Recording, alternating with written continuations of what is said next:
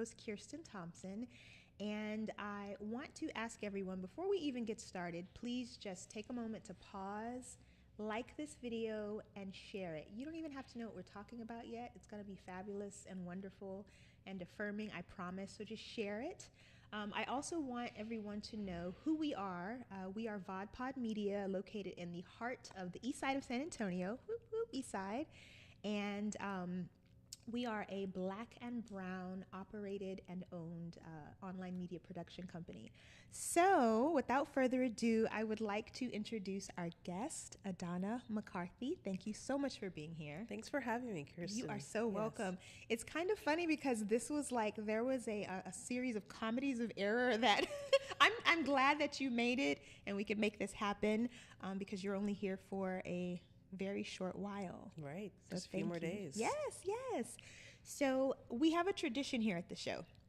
And it's my belief that, our names need to be spoken and respected and honored.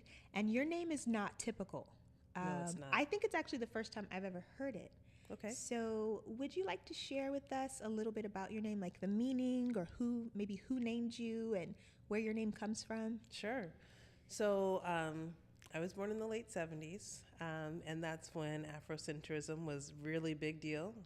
And my father was looking at a list of African names, and he was, he tells a story like, I was just searching.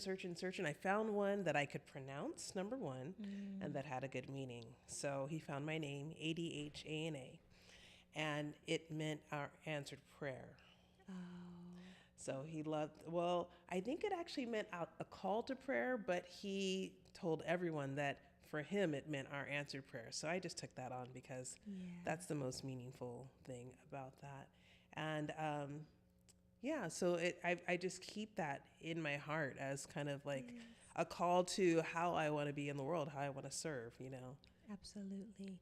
And what a beautiful affirming, like an idea that your parents were like waiting for you, like you were the answer. Right. And I kind of feel that you are very sure of who you are, like your aura and your way is very calming. I think I like ran into the studio and I was like, and you were just calm. Yep. Which makes sense because there's a lot of letters behind your name, and I would like to talk about those, but you are an integrative wellness practitioner. Sure.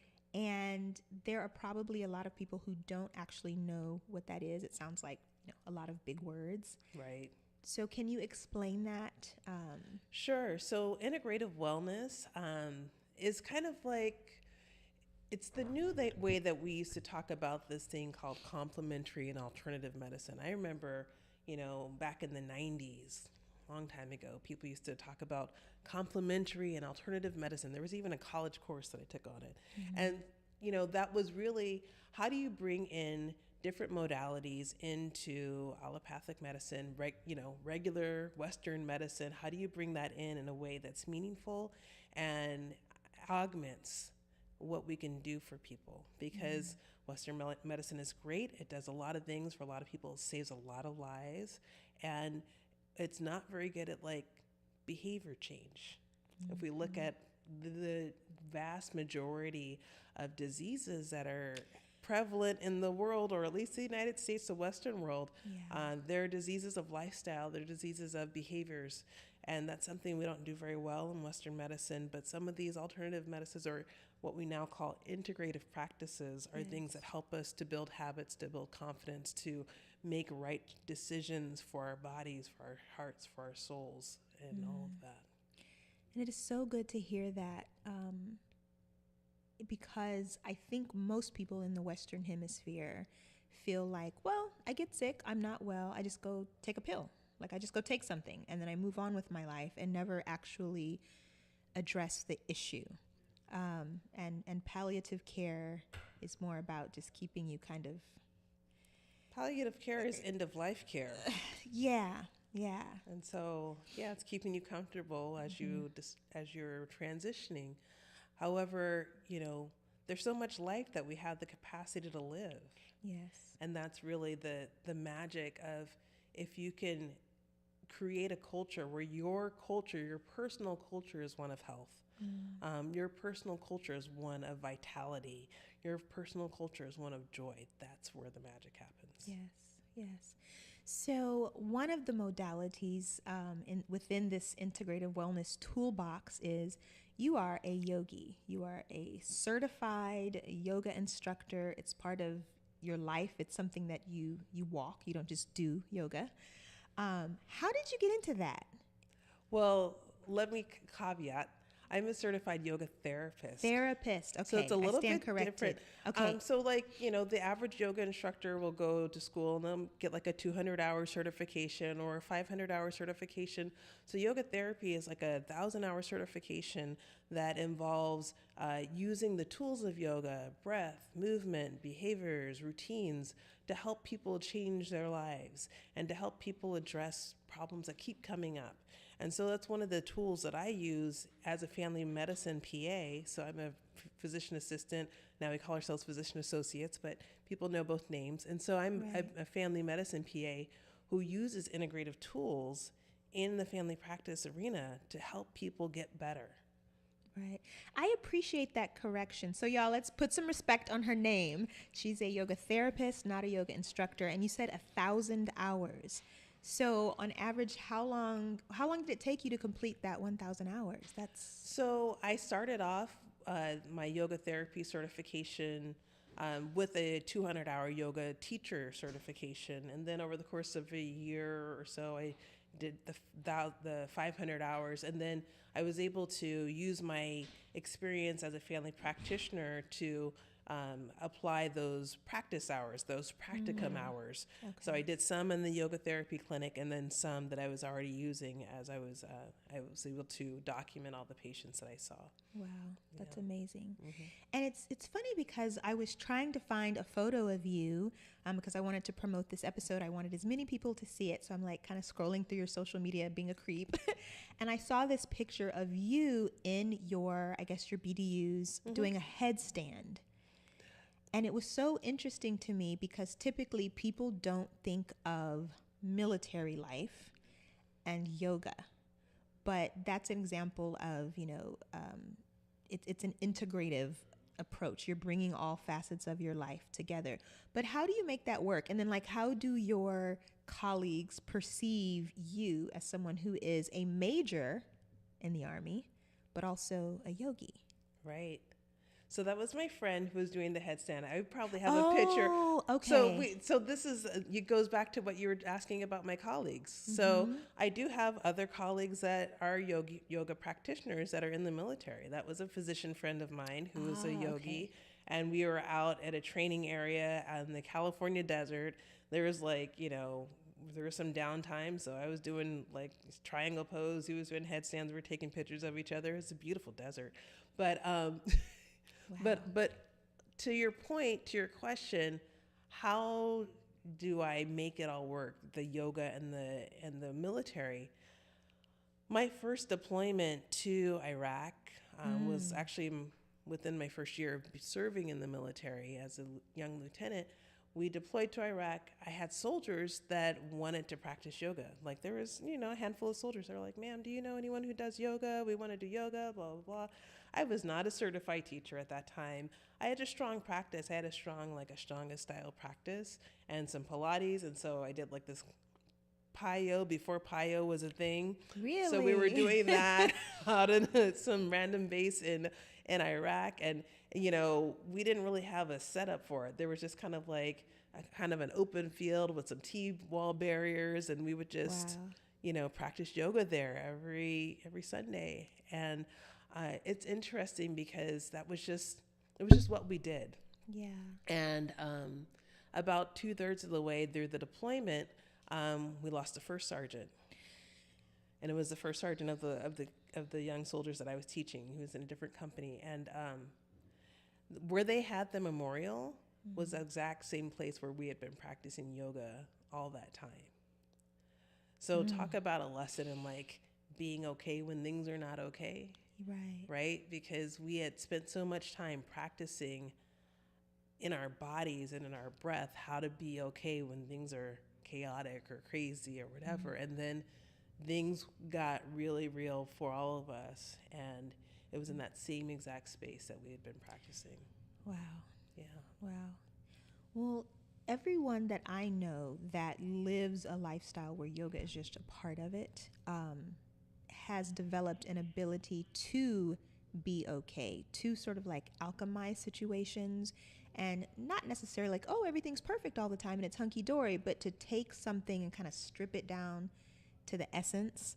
So outside of that particular incident with losing someone that you were very close to, how would you say that yoga has benefited you in other areas of your life? Gosh, that's a big question. I know. It could be the whole episode on one question. And I was almost like, Kirsten, don't ask it. Don't ask it. That's too much. It's too vague. It's very nebulous. But maybe just give us a snippet. And the reason, while you think about it, the reason I'm asking this is because what I hear, and you can probably, you'll probably agree, there's a lot of ideas about what yoga is and isn't. So the things that I hear commonly are, that's not for Black people. That's only for wealthy people. I hear that it's just stretching. I hear that a lot.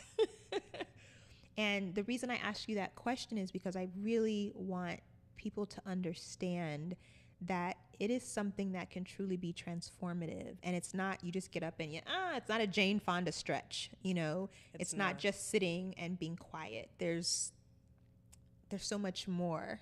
So I think if people hear what it's done for you personally, maybe they can relate a little bit more. Right. So not to get into an entire class about yoga because I can do that. Because you can do that, yes. But I'll say that there are 8 limbs of yoga.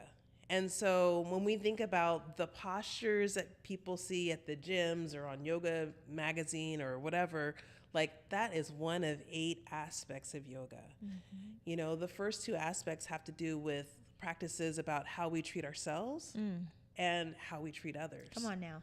Those are the first 2 limbs, right? And then you start thinking about how you're breathing, right? Mm-hmm. And so can you be in touch with your breathing?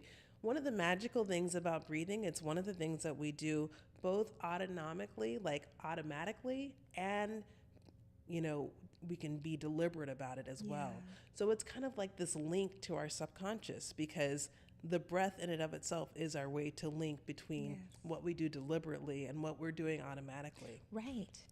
And so yoga offers me this opportunity to be aware of what's going on in my mind and my heart, like, and be aware of when that is serving me and not. Right. And make a decision about whether or not I want to go down that train of thought, right? We call it a train of thought, but like it literally, you can decide to watch the train go by, or you can decide to get on the train and take it wherever it's going to take you. And sometimes it's a downward spiral, so you don't want to be on that. Right. Right? And so when I think about how yoga has helped me, there have been so many challenges in my life that, you know, I felt like, you know, there have been times where I felt like a failure. There have been times where I felt like I missed the mark, right? There have been times where I felt like I was supposed to do this thing and do it perfectly, and I did not. And yoga offers me compassion for myself. It offers me grace to know that I'm still going to get up and move on. It offers me courage to continue to move and be in the world in a way that I know that, you know, the billion interactions happening in my body on a daily basis are there to make me and here and in the world. And so like using that, you know, I know you are really into like connecting with the ancestors. You can think about the ancestors being behind you. Absolutely. You can think about them in every cell of your body moving you forward. Yes. And that is what yoga offers me on a regular. Wow. Oh, I just got goosebumps. No, seriously, I just got a little. So you mentioned that there are 8 limbs of yoga, which that is new to me. And that's me as someone who practices yoga, not as consistently as I should, but do you mind Don't sharing? Don't shit on yourself. Yeah, thank you. Okay, thank you. Yeah. Okay, thank you for that. Compassion. Don't should on yourself. You know what's so funny? Every single episode, some brilliant woman comes in and sits in the chair and says something that is so like simple but yet poignant. And don't should on yourself is like, put it on a t-shirt. I'm sure it's on a t-shirt. It may be. It may be. Maybe that's the thing. I don't own enough t-shirts, so I don't know what's out there. Maybe I should make a t-shirt, yes, send it to you. Yes, I received that. But I did not know until you just said it right now that there were 8 limbs of yoga. This is my first time hearing of it, and I'm not ashamed to admit that. So would you mind sharing? You did say the first 2 are the yamas and the niyamas. Those are practices for yourself. Things like self-discipline, things like self-study, things like, and then you have things that are about relationships with others, like non-stealing. It's like the yoga 10 commandments almost.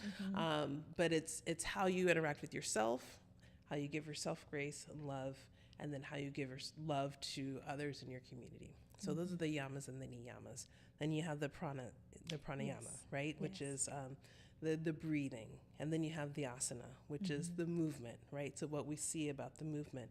And then you have like 3 levels of meditation. And one is more like, we define it as like a moment of meditation, like that. It's almost like that breath where you're just like in the moment for that, couple of seconds. Right. And then you have a deeper set of meditation.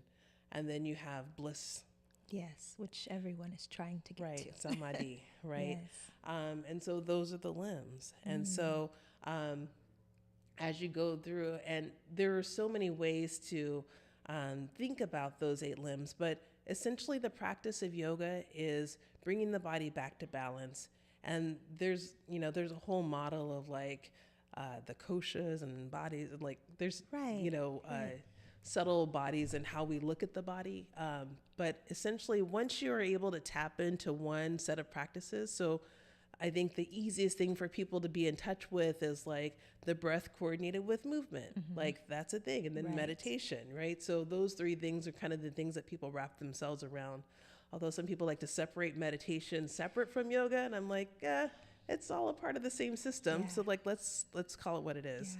But nevertheless, those 2 or 3 things combined together are often a way for people to go in and find a balance in themselves.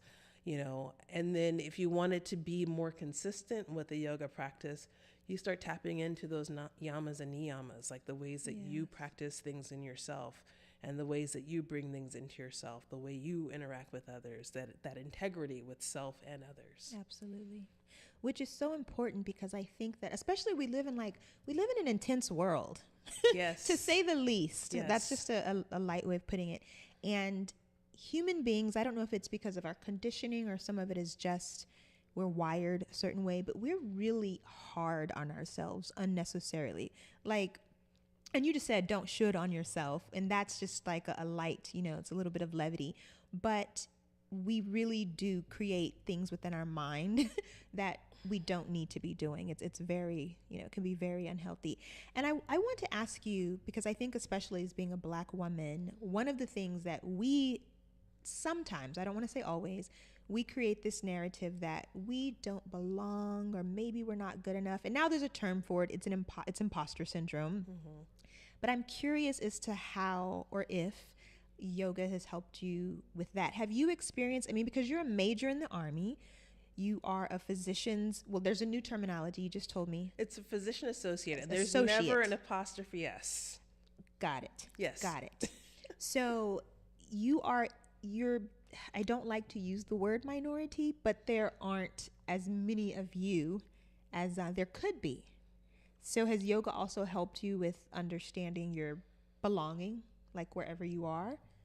So that's interesting because the yoga community is also one that doesn't really have a lot of folks that look like me. Yes, I was going to go there. We're on the same train. So we have a choice about how we're going to think about things, right? Right. But ultimately, has yoga helped me with imposter syndrome? I would say in some ways, yes, in some ways, no, right? Everyone always has like a straw that breaks the camel's back. Yeah. Right. And everybody, they can get to a certain threshold and then they're like, oh, now I feel like I'm out of my league. And now I feel like, so there was the challenge of becoming a PA. The first year out of school, there's a lot of that imposter syndrome. Like, what did I just learn? And now I'm, supposed to be able to practice all that. community helps with that, you know. And I would say the same thing happens when you're ascending the ranks in the military. Community feel like they're going exactly how I would like them to. Right.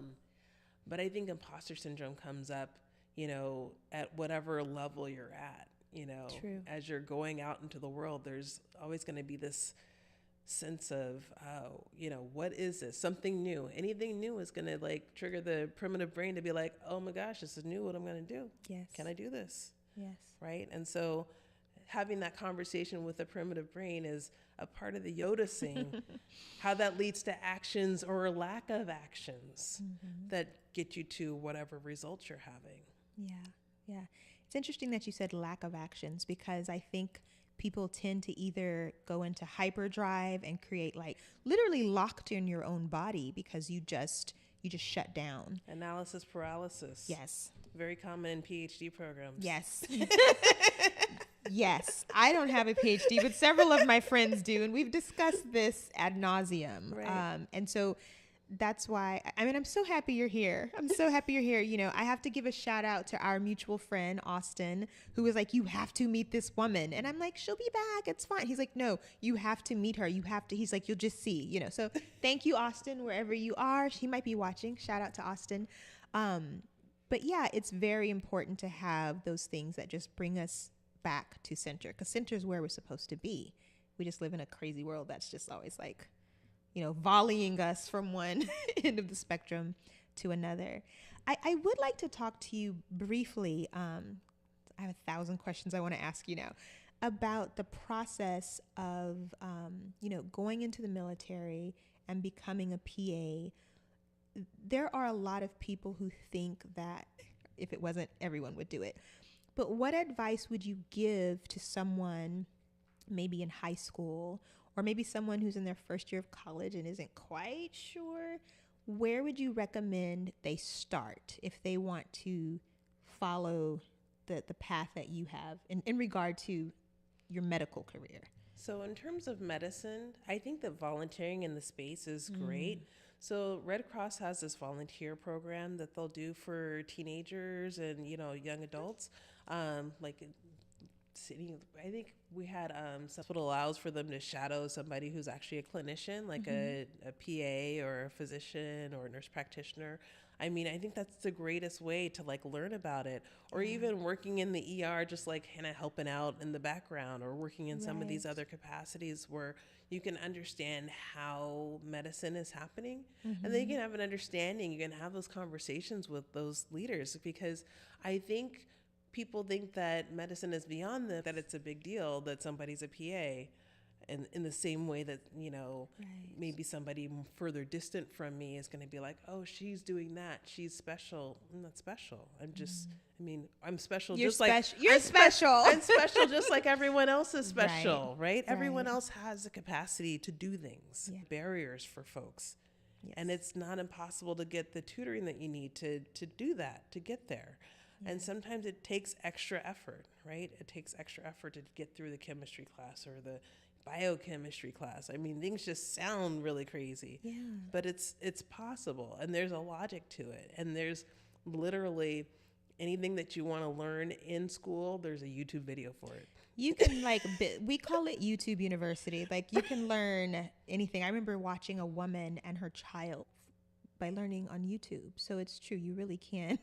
You can learn anything. Right. And as you're going through your classes, like we literally YouTube things that were like troubling concepts. Like we're like, this teacher just taught us this thing, but I don't understand. And let me YouTube and there's like 12 videos. And that is good to know. People need to hear that. Like you are in the medical field and you're still going to YouTube as a reference, not the, but a reference to kind of. As we're going through our training, absolutely. And then as you become a professional, you have like these, you know, continuing medical educations and like other like distinguished references and medical databases and stuff like that. But like as you're learning concepts in like chemistry, you're learning concepts in biology, you're learning anatomy and physiology, you're trying to memorize this whole list of like all the systems, all the bones in the body, how everything works. there are simplified YouTube videos like Khan Academy and stuff like that that are just like. Yeah. So it sounds like you mentioned community. So community is probably a big part of that process as well. And then you mentioned, getting help, and help looks like different things for different people. But we interviewed an attorney here a couple of months ago, and she said something that really struck a chord with me. She's a very successful attorney, wonderful, amazing sister. Hi, Bree. And she went and got tested for ADHD, and that was her help. Yep. And when people think of a power attorney, they don't think, oh, well, maybe in law school there had to be special provisions made. So help looks like all kinds of things. You just have to kind of ask. The asking looks different depending on what you're doing, but I like that you said that there's help out there. That's important for people to know. My father worked for a disabled student center when I was a kid, and so at a community college. So like not only were, people who had physical disabilities, people who, had hearing disabilities, people who were blind, and people who had learning disabilities. And that was a part of all of that. All of that are things that you can test and get the accommodations that you need so that you can learn what you need to learn. Because ultimately, once you have the information in your head, it usually doesn't go away too fast. No, it's there. It's there. So let's make the accommodations so you can get the information in your brain and do the things that you got to do, right? Yeah, so absolutely. It's huge. So I want to touch on something because you said disabilities, and then my mind was, like invisible disabilities. Right before we started the interview, like moments before, I was sharing with you that my yoga practice started because I live with lupus. And you were like, oh, well, I've got something to say about that. And your face and I was like, wait a minute, save it for the interview. Because I like to learn and discover, as the interview is going. So is there a connection to a physical unwellness that kind of propelled you in that direction? So my father, at a very young age in his 30s, was completely disabled with rheumatoid arthritis. And so in his side of the family, most of the men have rheumatoid arthritis or some variant of that, and the women have lupus. It's just autoimmune disorders all over the place. And I knew that it was all over that side of the family, and I was like, 20 years old, I'm like, what can I do about this? And so that's when I started my yoga practice. I was like, I would like to be well. I would like to be able to manage my stress, because I knew that stress was a huge trigger for him. Stress and diet, right? Once he figured out how to eat, we didn't eat refined sugar anymore. We didn't eat beef or pork, and we just knew that those were linked to his inflammation. He would diet, and then when it was trying to make decisions about how I was going to maintain my health in the long term, yoga was my decision. Right. So you more than likely, we don't have like the empirical data in front of us, but you more than likely prevented that within your own body, because there is a link between, well, let me back up, and I don't know if I should ask this or just make a statement, but we know that there is a link between the psyche and the body. And in the Western world, people treat it like it's two different things. Like, oh, take care of your mind, take care of your body. But holistically, there has to be balance. And, autoimmune disorders or diseases have been linked to, childhood trauma, to stress, to, victims of different types of abuse. And it was so wise of you you said you were 20. That's pretty young. Like most 20-year-olds aren't thinking about how do I, make sure that I'm well. Most 20-year-olds are like, I'm trying to kick it. I'm cute. I'm going to, I'm doing this. I'm still going to be productive. But it's interesting that you saw at such an early age that was something that you needed to sort of take hold of. Now, you mentioned that you're a mother. So you have one son? I have a son, and my stepdaughter's 26. So I have a 5-year-old and 26-year-old. Okay, so does your baby do yoga too? No. Well, sometimes, when they do it at school, he's not really so I'll be upstairs and I'll do yoga.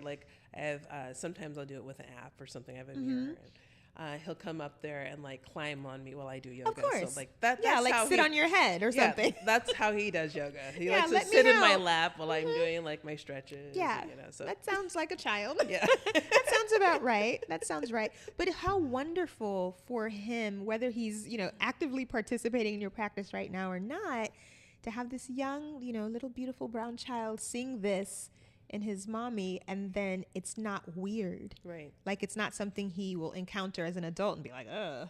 No, he'll be like, oh yeah, that's what we do. Yeah, this is just. We do it at school too. This is how we roll. Yeah, I love that. That's awesome. Yeah. So how do you, I think for most women, there's this question of like, can I have it all? Can I balance it all? Oh goodness. Yeah. I'm like, I don't even know what I'm asking at this point because it's such this big thing. But how do you balance, and I think it's probably going to go back to your yoga practice, but how do you balance, you're a mother and you're a professional woman and you're helping other people heal or teaching them how to heal themselves? Too. Yes. So that's, yes. Yeah. And I don't know why I left that out. I'm sorry, sir.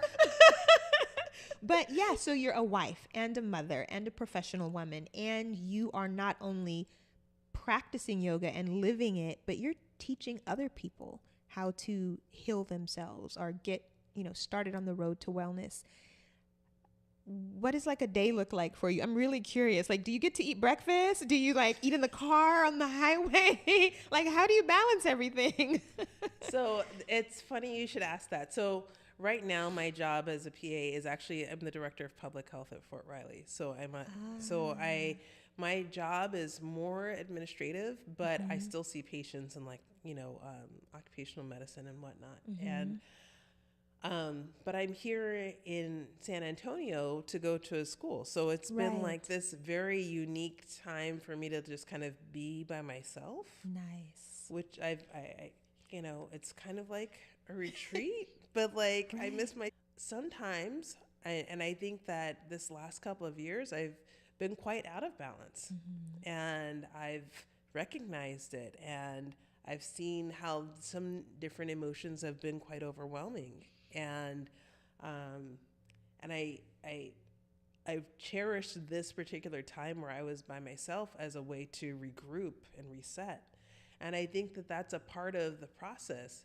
One of the things that we teach in yoga therapy is like having routines, and there's a special name for it. We call it Dinaracharya, which is like, you wake up and you brush your teeth and you scrape your tongue and you drink lemon. But these are practices, these are grounding practices.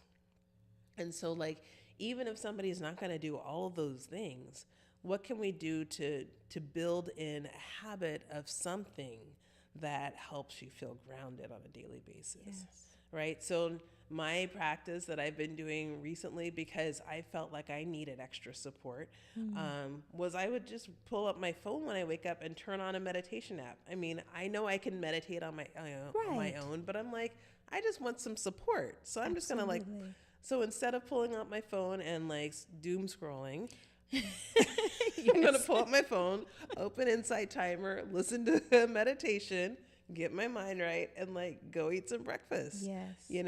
And so I think having those habits, trying to go to bed by the same way I take care of my child, what would I be doing for myself? What kind of meals would I prepare? Would I prepare them ahead of time? Would I set things up so that I can just make a smoothie real fast in the morning? Right. Would I decide on what I'm going to block my schedule to do? Yes. And so those decisions really do make a difference, and deciding ahead of time so that I don't have to decide over the course of all that time. No, I hate this part. Oh. So we have 5 minutes and I have so many more things to ask you. Well, I do want to say this. Thank you for keeping it real, because you just said I do get out of balance sometimes. And I feel like when people hear about wellness and health and yoga, and anything to do with like the mind and body, they think that people who have mastered certain levels of being, that things are just perfect, and that you always have the solutions, that you're always calm, that you're all in pursuit of getting to, that next. But I've heard a lot of people say like, yoga people are just, they're just floating around. It's this picture of like Erykah Badu, right? Floating through a field of grass. She does her improv on stage. Yes, yeah. Exactly. I do want to ask you this. Darn, I wish we had more time. I want to ask you about your hair, because it's absolutely beautiful. And, that's another thing I hear commonly, like, well, black yogis always have locks and smell like shea butter. And but the hair does kind of fit that idea that people have. How long have you had your hair locked? So this set of locks I've had for about 2 years. Okay. And it started when the military changed their policy and allowed locks. Yes. And so when I joined the military, I also had locks of a similar length. And then I immediately cut them off in basic training and wore my hair pretty short for a long time. So, yeah. I'm so glad that statute or law, rule, whatever it was, code, I'm glad that it changed and that now you can sport your glorious crown because it's really, really beautiful. Thank you. Goodness. Okay. This stinks. I really want to talk to you more. We'll have to have part 2. So I know that you are working on, I don't know if I would call it an initiative or a program or an offering. Right. And so I would like to leave the rest of the time for you to talk about that and then tell people kind of what they can look forward to and where they can find you, like if they'd like to follow you now going forward. Right. So what I'd like to do is in January, we'll be starting a initiative where we bring women together to talk about like the things that they've been struggling with. So we're going to call it Pretty Good Year. And it really is about getting that mind wrapped around like that 10% improvement or that 1% improvement that we can do that's actually deliberate and sustainable over time. Right. So a lot of times people want to start a program and they're like, it's going to be epic success. We're going to have the greatest year ever. And then the brain thinks, oh, no, you're not. Let me watch this. Self-sabotage. Right? Yeah. And so like, it's about taking those acceptable risks and taking those next steps and those baby steps that really do lead to deliberate change and to lead to also a supportive community. Like I think I mentioned before, like, it's very hard to sustain change when you look around and you don't see people around you doing the same thing. Right. So we'll be creating this community where people can be progressing together, right? And so if you want to go far, you go alone. If you want to go fast, you go alone. If you want to go far, you go together. So we'll be going together. Absolutely. And so That's we'll be looking for that. So I'm on Instagram as Adhana Mac, ADHANAMAC. Okay, wonderful. Yeah. And I know that I'll be sharing, I know I'm following you on Facebook, but on Instagram, whenever you roll out, the official, I will definitely be supporting and sharing and trying to get people to come along because it's necessary. You are providing medicine and healing on multiple levels. So thank you for doing your work. Thank you for making time to be here while you're in San Antonio. I know you're leaving next week or next week, Tuesday. Next week, yeah. So thank you so much. It was really a pleasure having you. And I would like for you to come back. We'll have to talk about it. Well, thanks so much, Kirsten. Thank you. Yeah. Oh, yay. Okay, I think it's a wrap. This is the awkward part. I just sit here like, okay, it's over.